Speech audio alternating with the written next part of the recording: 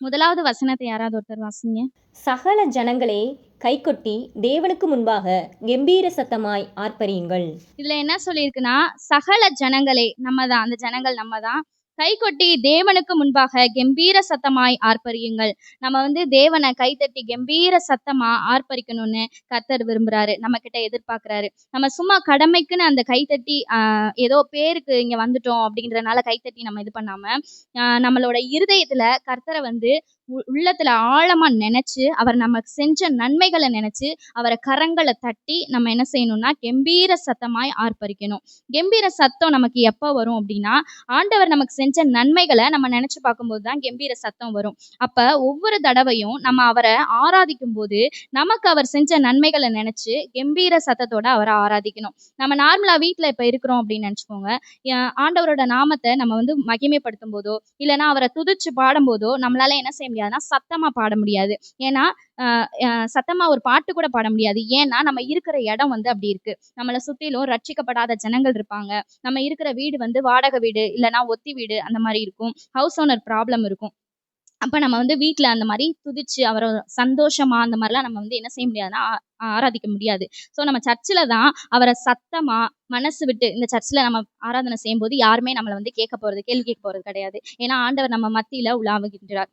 ஆண்டவர் சொல்லியிருக்கிறார்ல, வருத்தப்பட்டு பாரம் சுமக்கிறவர்களே, நீங்கள் எல்லாரும் என்னிடத்தில் வாருங்கள், நான் உங்களுக்கு இளைப்பாறுதல் தருவேன்னு. அதனால இங்க நம்ம சபைக்கு வந்த உடனே நம்ம எல்லா பாரத்தையும் கஷ்டத்தையும் அவரிடத்துல வச்சுட்டு எல்லா கவலைகளையும் மறந்து அவரை நிம்மதியோட ஒரு மன நிறைவோட கம்பீர சத்தத்தோட அவரை ஆராதிக்கணும். நல்லா கைகளை தட்டி ஆராதிக்கணும்னு தான் ஆண்டவர் எதிர்பார்க்கிறாரு. பொதுவா அந்த உலகத்துல சொல்லுவாங்க, நம்ம கைகளை தட்டும் போது நம்ம இதயம் என்ன செய்யும்னா ஸ்ட்ராங்கா இருக்குமா, நல்லா இருக்குமா அப்படின்னு சொல்லி உலகத்துல பொதுவா சொல்லுவாங்க.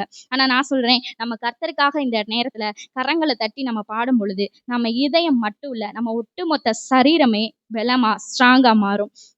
அடுத்த 6வது வசனத்துல பார்க்கிறோம், தேவனை போற்றி பாடுங்கள் பாடுங்கள், நம்முடைய ராஜாவை போற்றி பாடுங்கள். தேவன் பூமி அனைத்திற்கும் ராஜா, கருத்துடனே அவரை போற்றி பாடுங்கள். நம்மளுடைய ஒரே ராஜா, ஒரே தேவன், அவர் கர்த்தராகிய இயேசு கிறிஸ்து ஒருத்தர் மாத்திரம்தான். அவரை நம்ம போற்றி பாடணும். அவர் தான் இந்த சர்வத்தையும் படைத்தவர். இந்த வானம், இந்த பூமி அனைத்தையும், இந்த உலகத்துல உள்ள ஒவ்வொரு செடி கொடி புல் பூண்டு எல்லாவற்றையும் கர்த்தராகிய இயேசு கிறிஸ்து தான் படைத்திருக்கிறாரு. அவரை நம்ம கருத்தோட பாடணும். வசனம் சொல்லுது, வானம் எனக்கு சிங்காசனம், பூமி எனக்கு பாதப்படி அப்படின்னு சொல்லி ஆண்டவர் சொல்றாரு. இந்த வானம் வந்து அவருக்கு சிங்காசனமா இருக்கு. இந்த பூமி வந்து அவருக்கு பாதப்படியா இருக்கு. நம்மளோட ஒரு சின்ன பாதத்தை பாருங்களேன். இந்த பூமியில ஒரே ஒரு காலடி மட்டும்தான் இருக்கும். ஆனா இந்த பூமியே அவருக்கு காலடின்னு சொல்லும் போது அப்ப நம்ம எவ்வளவு பெரிய தேவனை ஆராதிக்கிறோம்னு பார்க்கணும். இந்த பூமி அனைத்திற்கும் அவர் ஒருவரே ராஜா. அவரை நம்ம கைகளை தட்டி போற்றி பாடும்போது நமக்குள்ள எல்லையில்லாத ஒரு சந்தோஷமும் எல்லையில்லாத ஒரு சமாதானமும் இருக்கும். எத்தனை பேர் இதை அனுபவிச்சிருக்கிறீங்க? ஆமென். சங்கீதம் 118:15 வசனம் சொல்லுது, நீதிமான்களுடைய கூடாரங்களில் இரட்சிப்பின் கெம்பீர சத்தம் உண்டு.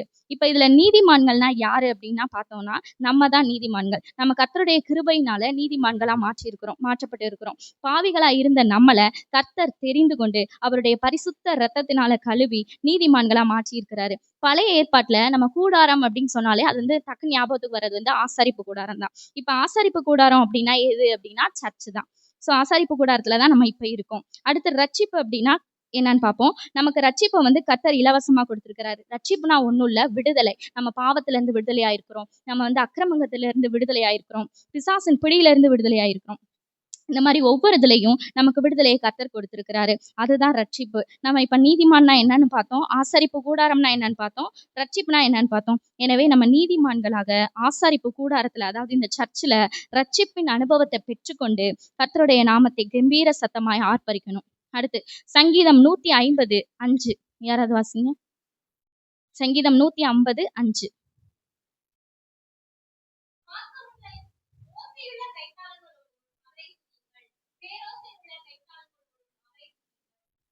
இது வந்து யார் சொல்றான்னா, சங்கீதக்காரனாகிய தாவீது சொல்றான். ஓசையுள்ள கைத்தாளங்களோடும் அவரை துதியுங்கள், பேரோசையுள்ள கைத்தாளங்களோடும் அவரை துதியுங்கள்னு சொல்றான். நம்ம இன்ஸ்ட்ருமெண்ட்ஸ்லாம் வச்சு வாசிக்கிறோம். அது ஒரு பக்கம் இருக்கட்டும். இது கர்த்தரை துதிக்கிறது தான். ஆனா இருந்தாலும் நம்ம கரங்களோட ஓசைய கர்த்தர் என்ன செய்றாருன்னா விரும்புறாரு. நம்ம கைத்தட்டி அவர துதிக்கும்போது, ஒரு பயங்கரமான வல்லமை கர்த்தரிடத்துல இருந்து நமக்குள்ள பாயுது. இத வந்து எத்தன பேர் அனுபவிச்சிருக்கீங்கன்னு எனக்கு தெரியல. நான் அனுபவிச்சிருக்கேன். நீங்களும் அனுபவிச்சிருக்கீங்கன்னு நான் விசுவாசிக்கிறேன். எனவே நாம் அனைவரும் உற்சாகமாய் கரங்களை தட்டி கர்த்தருடைய நாமத்தை மகிமைப்படுத்துவோம், துதிப்போம், ஆராதிப்போம், ஆர்ப்பரிப்போம். ஆமென்.